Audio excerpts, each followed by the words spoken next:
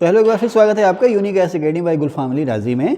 Polity का session है और पॉलिटी में हम लोग लोकल सेल्फ गवर्नमेंट या स्थानीय स्वायत्त शासन या पंचायती राज व्यवस्था पढ़ रहे हैं। अच्छा, आगे बढ़ने से पहले मैं आपको एक रिक्वेस्ट मैं आपसे करूंगा और आपको उसको फॉलो करना चाहिए, ये कि इस वीडियो का पार्ट 1 आप ज़रूर देखें। ये जो वीडियो है ना, इसके मैंने अलग अलग पार्ट्स बना रखे हैं। पार्ट 1 में मैंने जो बेसिक सी चीज़ें हैं पंचायती राज व्यवस्था के लिए, क्या है त्रिस्तरीय व्यवस्था, क्या है ग्रामीण स्थानीय स्वशासन और क्या है शहरी स्थानीय स्वशासन, क्या होते हैं नगर निगम, नगर पंचायत, नगर पालिकाएँ क्या होती हैं, इन सब के बारे में मैंने डिस्कस किया है। जो बेसिक चीज़ें उनके लिए होनी चाहिए। अगर आप बहुत एडवांस हैं, इन चीज़ों को आप अच्छे से जानते हैं, तो मेरे ख्याल से आपको पार्ट 1 नहीं देखना चाहिए, लेकिन फिर भी रिफ्रेशमेंट के लिए आपको पार्ट 1 देख लेना चाहिए। और अगर आप नए हैं, पार्ट 2 से ही आप शुरू कर रहे हैं, तो मेरी आपसे रिक्वेस्ट है कि आप इसका पार्ट 1 जरूर देखें, तभी आपको पार्ट 2 समझने में न केवल आसानी होगी बल्कि इसको समझने में आनंद भी आपको आएगा। ठीक है, चलते हैं आगे चलते हैं। तो अब 73वां 74वां संविधान संशोधन किया है। अच्छा, यहाँ पे देख रहे हो ना, मैंने एक फार्मूला बना रखा है, ग्राम का समाज आका हट सक विलेनी। ये बहुत बड़ा जो एक ना, इसमें कौन से आर्टिकल को कैसे याद करूं मैं, वो समस्या में आपका उस समस्या का मैं समाधान करने जा रहा हूं। इसके अलावा मैंने यहाँ पर आप देखें, बलवंत राय मेहता समिति, अशोक मेहता समिति, पीवी के राव समिति और क्या है आपका लक्ष्मीमल सिंघवी समिति, पी के थुंगन समिति, इन सब के बारे में मैंने लिख रखा। राज्य वित्त आयोग क्या है, राज्य निर्वाचन आयोग क्या है, इन सब के बारे में लिख रखा है। सब चीज़ें मैं डिस्कस करूंगा आपसे, लेकिन आप ज़रूर पहला जो पार्ट है वो देखें आप। ठीक है, आगे चलते हैं आप। तो इसके सेकंड पार्ट में आप इसको हम दे देते हैं नाम पार्ट 2। पार्ट फर्स्ट था, अब ये हो गया हमारा पार्ट 2। तो चलते हैं। अच्छा, ये ग्रामीणी, मुखिया, खुद मुकद्दम, चौधरी, महाल, चोल, उर्सभा, पोर, इन सब की मैं बात कर चुका हूँ। पोर नहीं बताया था, गुप्तों के समय में पोर शब्द आया है। जो नगर निगम का चेयरमैन या मेयर होता था उसे पोर कहते थे। छोटे नगर निगम में होता था पोर और बड़े नगर निगम में होता था महापौर, है ना। क्वेश्चन भी आया ना गुप्त एम्पायर में, विषय भुक्ति वगैरह, है ना। आपने तो गलत किया, आपने पता नहीं क्या किया। भुक्ति ऊपर होता था कि विषय, आपका भी गलत हो गया, बधाई हो। आपका तो गलत हुआ ही, मैंने देखा ही, है ना। आपका मैंने आंसर शीट देखने की जिद नहीं करी इस बार, मैंने देखा पेपर में लगा हो। तो भुक्ति जो होता था वो प्रांत होता था, विषय जो होता था वो जिला होता था। और विषय का मुखिया कौन होता था? विषयपति। और भुक्ति का मुखिया कौन होता था सोनू भाई? उपरीक, है ना। वीडियो नहीं देख रहे आप लोग, क्लास में आते हो, पढ़ के चले जाते हो।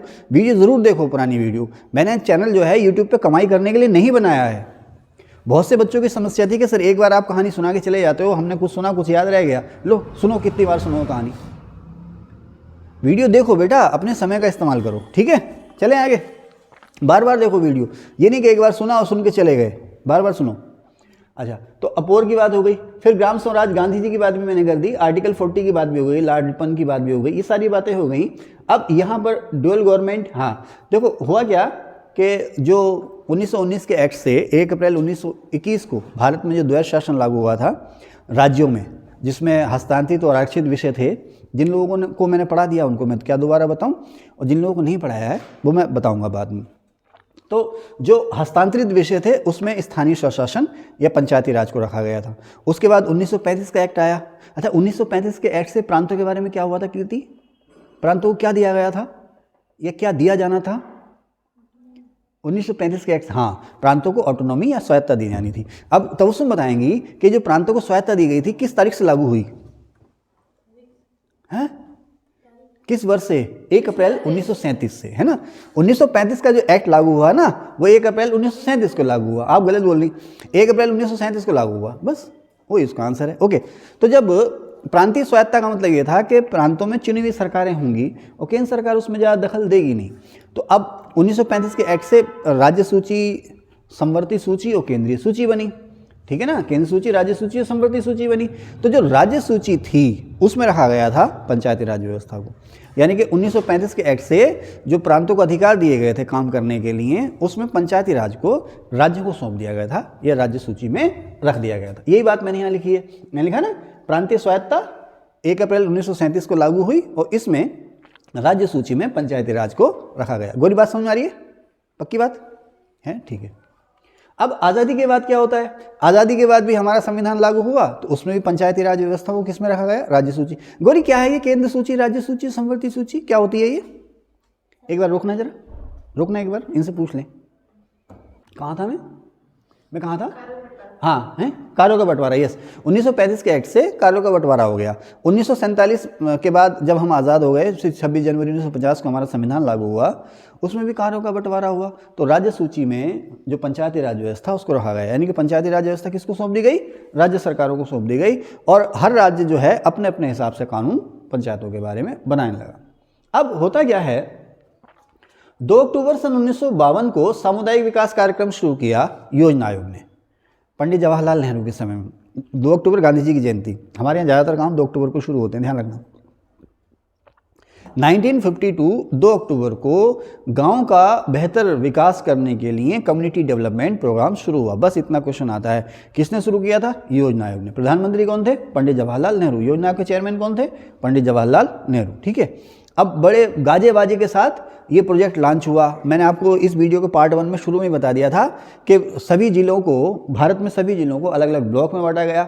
हर ब्लॉक पर एक ब्लॉक डेवलपमेंट अधिकारी नियुक्त किया गया। एक अधिकारी होता था गांव में, उसे कहते थे बेटा ग्राम सेवक। उसके बाद गांव के लोगों का रजिस्टर होता था, वो अपना बीडीओ को रिपोर्ट देता था, वो दोनों मिल करके अपने हिसाब से काम को करते थे। लेकिन ये प्रोग्राम जो था सफल नहीं हुआ। अब 1952 में कम्युनिटी डेवलपमेंट प्रोग्राम शुरू हो गया गांव के विकास के लिए, अच्छा खासा पैसा उस पर खर्च कर दिया गया। फिर 1957 में 5 साल बाद, उसके ठीक 5 साल बाद योजना आयोग ने कमेटी बनाई कि भाई हमने जो प्रोग्राम शुरू किया है उसका हश्र क्या हुआ, उसका अंजाम क्या हुआ है, क्या रिजल्ट आए, इसको हम लोग देखना चाह रहे हैं। तो एक कमेटी बनाई, उस कमेटी के चेयरमैन थे बलवंत राय मेहता। हमारी संविधान सभा के सबसे सीनियर सदस्य थे, और संविधान सभा पर जब सिग्नेचर हुए थे तो उसमें सबसे पहले जो सिग्नेचर किए थे इन्होंने किए थे, बलवंत राय मेहता जी ने, क्योंकि ये उस संविधान सभा में सबसे सीनियर मेंबर थे। ठीक है, तो बलवंत राय मेहता के नेतृत्व में समिति बनी, प्लानिंग कमीशन ने यह समिति बनाई। इस समिति का नाम था ग्रामीण उद्धार हेतु, यानी कि गांव का उद्धार करना है तो वो किस तरह से करना, ग्रामीण विकास या ग्रामीण उद्धार के लिए, ध्यान रखना ग्रामीण उद्धार के लिए समिति। 1957 में ये समिति बनी, 1958 में इसने अपनी रिपोर्ट दी।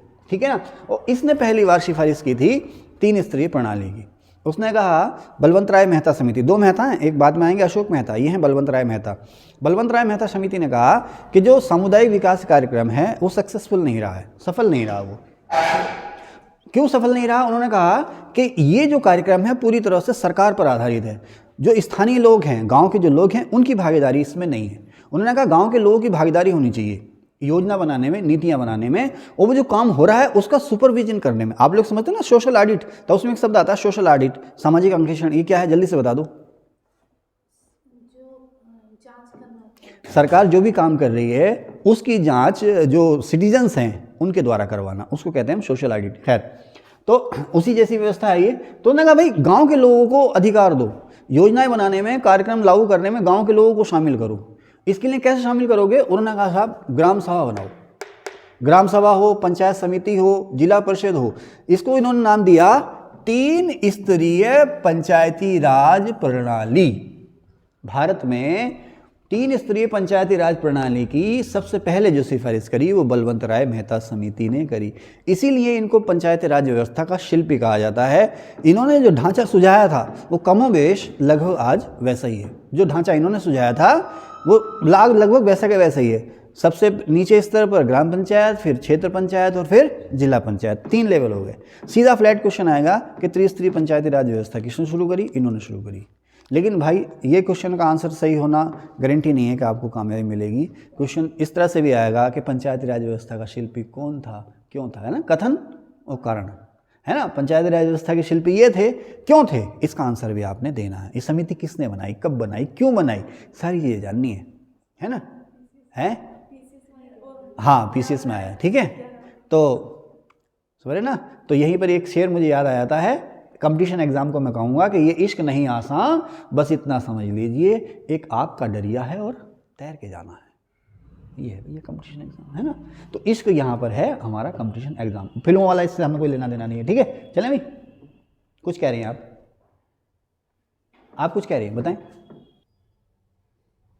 तो चलिए खैर, अब बलवंत राय मेहता जी ने सिफारिश की कि लोगों की भागीदारी होनी चाहिए। ओके, ये सब चीज़ें तो हम डिस्कस कर चुके। बीच में फ़ोन आ गया था, इसलिए हमारी फ्लो टूट गई, हम थे कहाँ, तो थोड़ा सा उसको याद करने की कोशिश कर लेते हैं। तो बलवंत राय मेहता जी ने क्या कहा कि भाई जो है कि गांव के लोगों को या स्थानीय लोगों को प्रशासन में भागीदारी मिलनी चाहिए। या पॉलिसी और जो कानून हैं लोकल लेवल पर उनको बनाने में इनकी भागीदारी होनी चाहिए।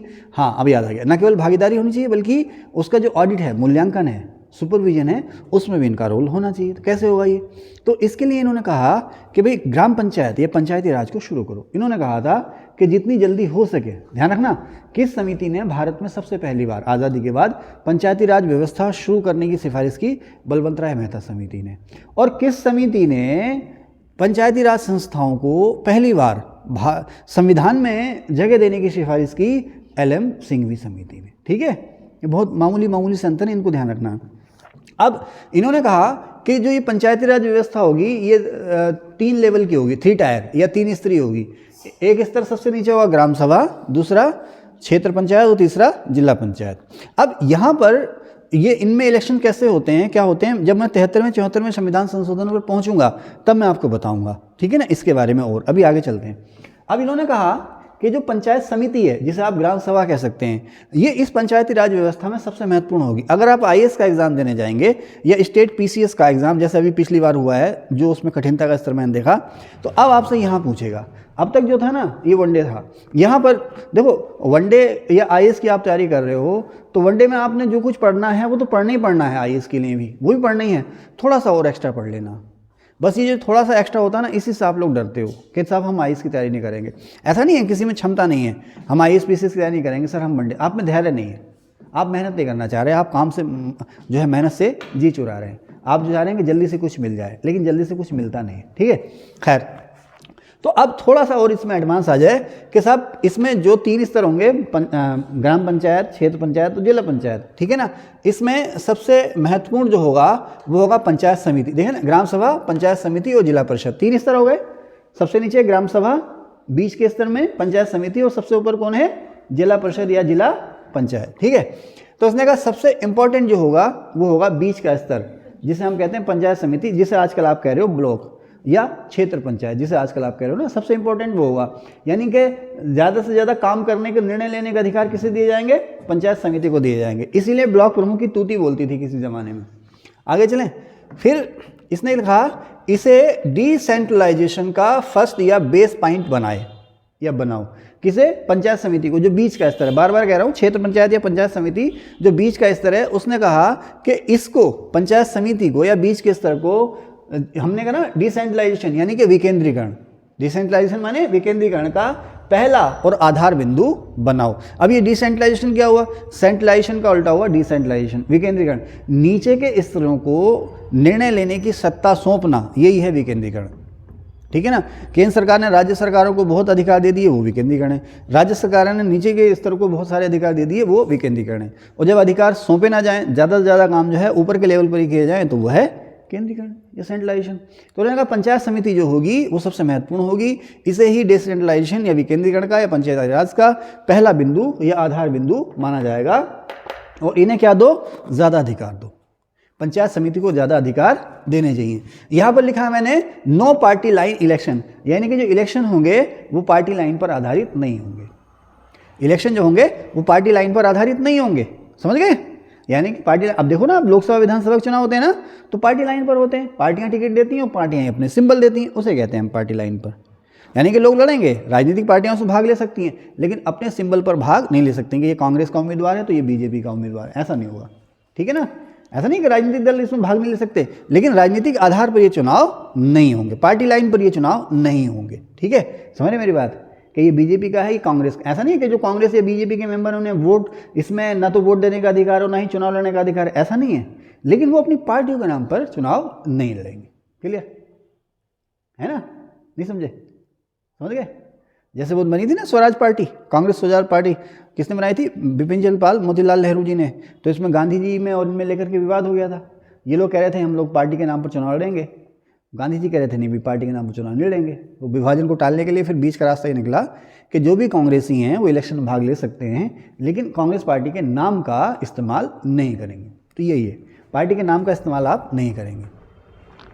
फिर इसने कहा किसने? बलवंत राय मेहता समिति ने, कि सामुदायिक विकास कार्यक्रम की बेहतरी के लिए जो पंचायती राज व्यवस्था है वो तुरंत शुरू कर दो। दोबारा कहूँगा, बलवंत राय मेहता ने कहा कि पंचायती राज व्यवस्था तुरंत शुरू करो, किसकी बेहतरी के लिए?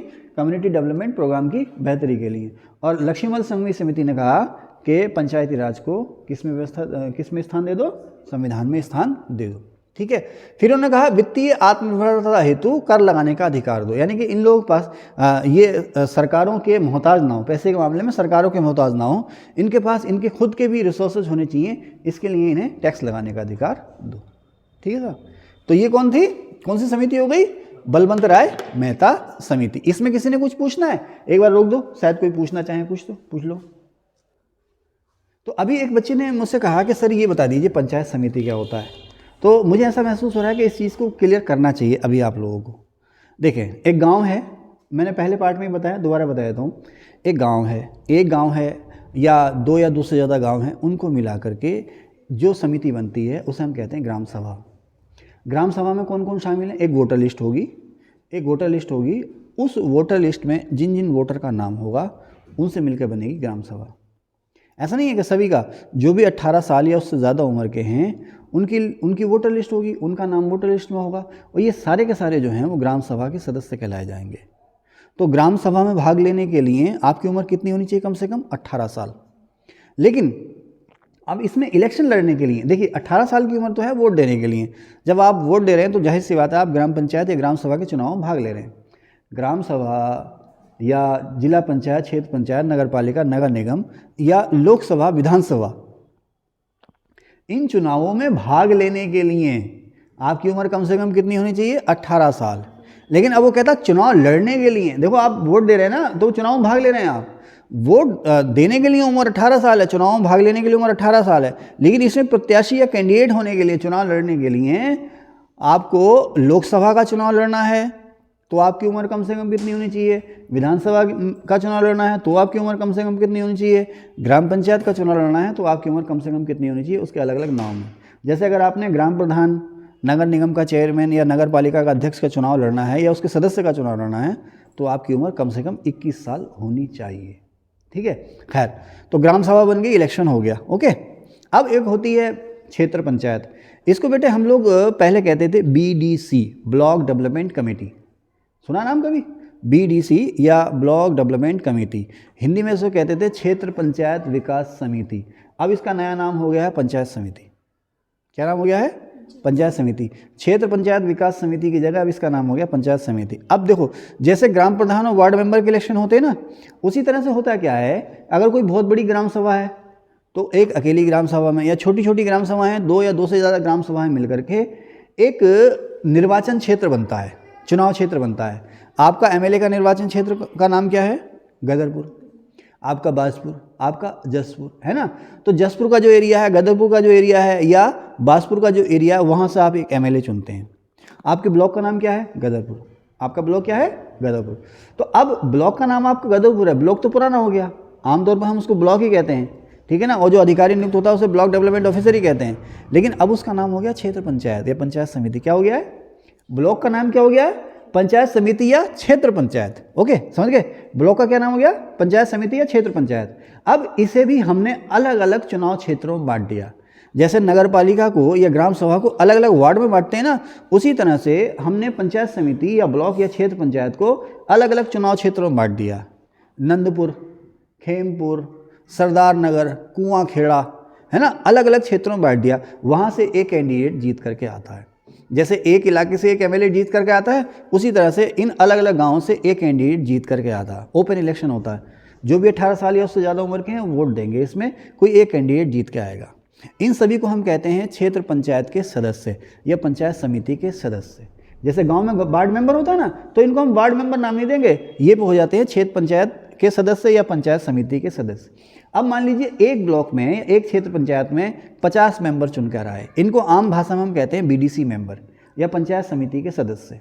ये अपना एक हेड चुनते हैं, एक मुखिया चुनते हैं, जिसे हम पहले कहते थे ब्लॉक प्रमुख, अब इसे हम कहते हैं पंचायत समिति का अध्यक्ष।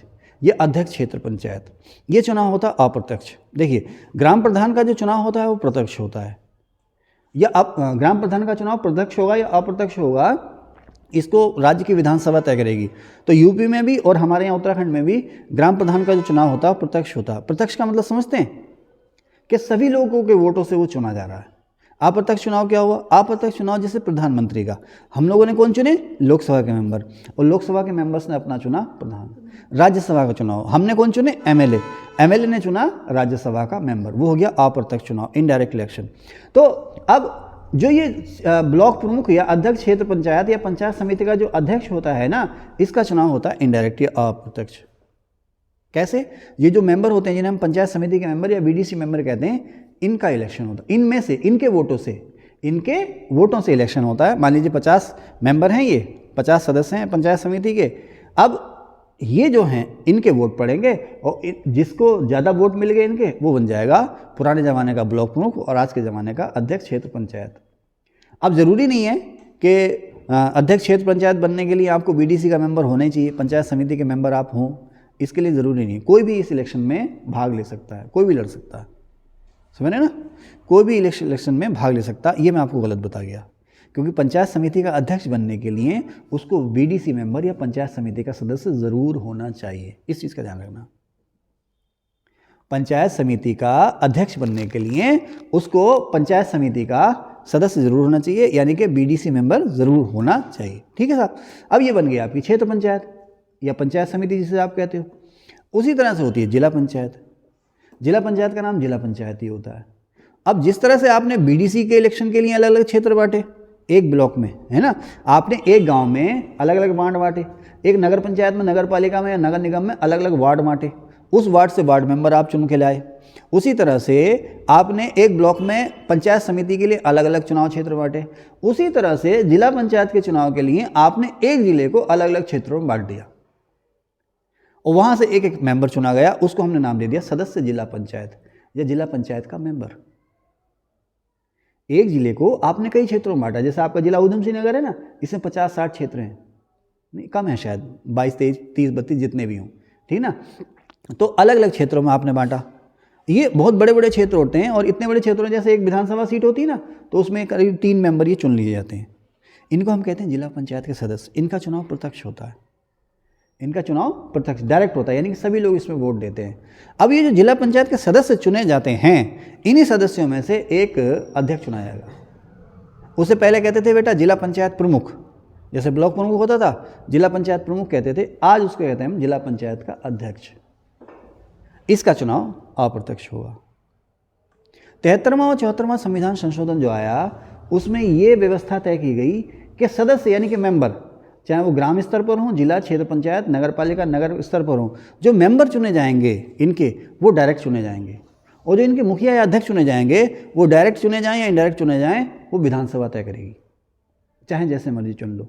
तो यूपी में ग्राम प्रधान जो है वो डायरेक्ट चुना जाता है, वार्ड मेंबर भी डायरेक्ट चुने जाते हैं और ग्राम प्रधान भी डायरेक्ट चुना जाता है।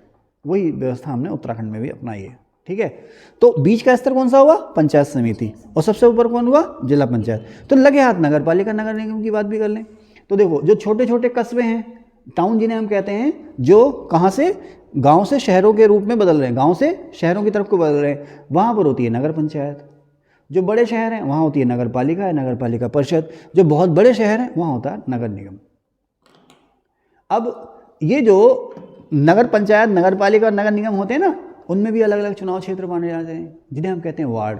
और इनसे जो मेंबर चुन के आते हैं उन्हें हम कहते हैं वार्ड मेंबर। अब संविधान में व्यवस्था है कि जो वार्ड मेंबर का जो चुनाव होगा वो डायरेक्ट होगा।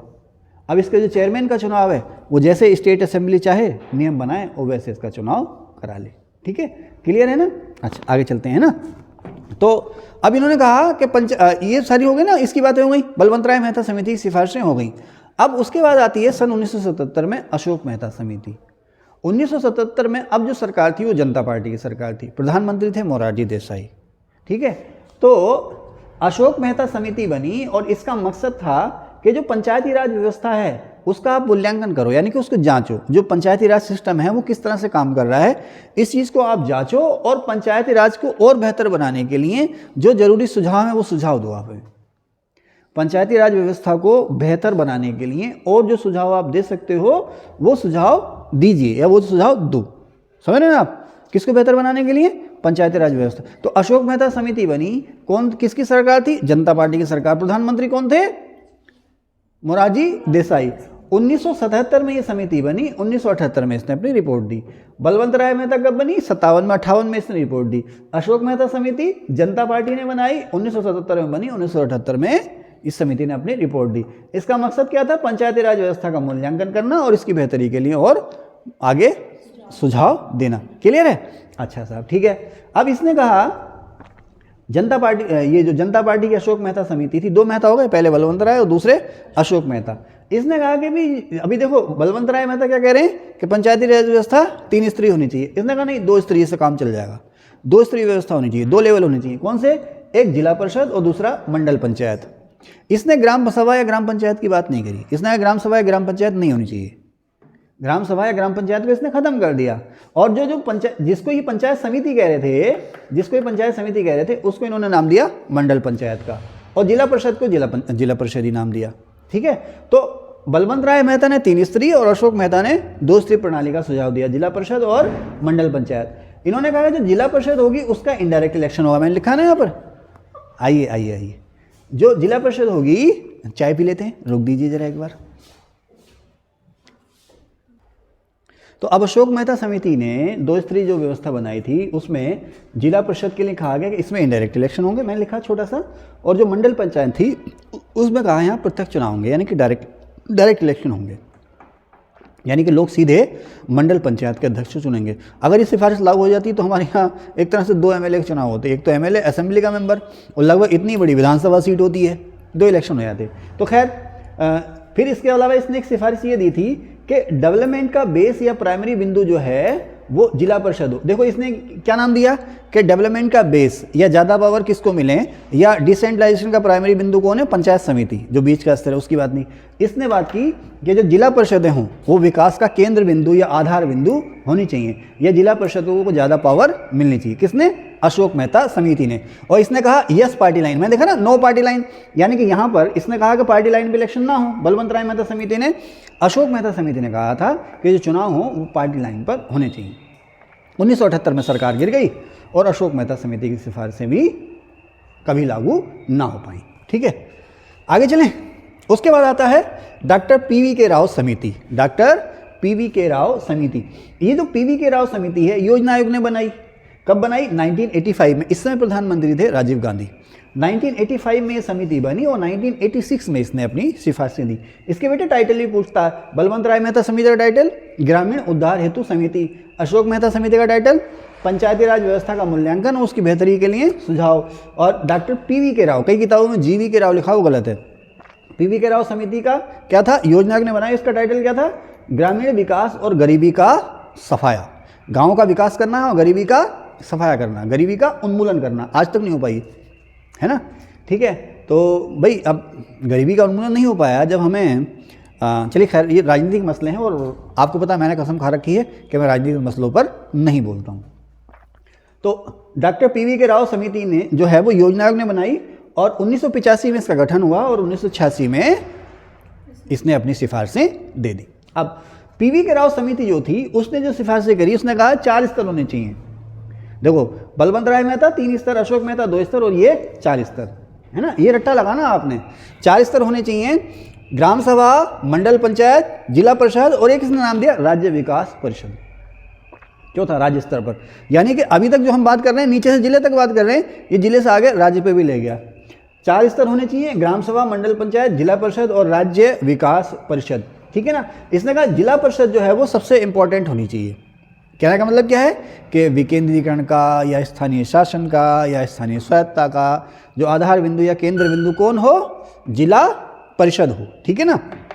इसने कहा कि इन संस्थाओं के चुनाव जो है वो रेगुलर होने चाहिए, 5-6 साल 7 साल जितना भी हो। उसने कहा इलेक्शन रेगुलर होने चाहिए। और पहली बार यही समिति थी, पीवी के राव समिति, जिसने कहा कि इन इलेक्शंस में SC, ST और महिलाओं को आरक्षण मिले। कितना मिले, क्या मिले, ये बात नहीं कही इसने। इसने कहा SC, ST और महिलाओं को रिजर्वेशन मिलना चाहिए। ठीक है। अब उसके बाद आती है लक्ष्मीमल सिंह भी। इसकी बात हम करेंगे अपने इसी पॉलिटिकल सेशन के 3rd पार्ट में। अगर बेटा आपको अच्छा लगा हो तो प्लीज़ इसको लाइक भी कीजिएगा, अपने दोस्तों का शेयर भी कीजिएगा और सब्सक्राइब भी कीजिएगा। Thank you.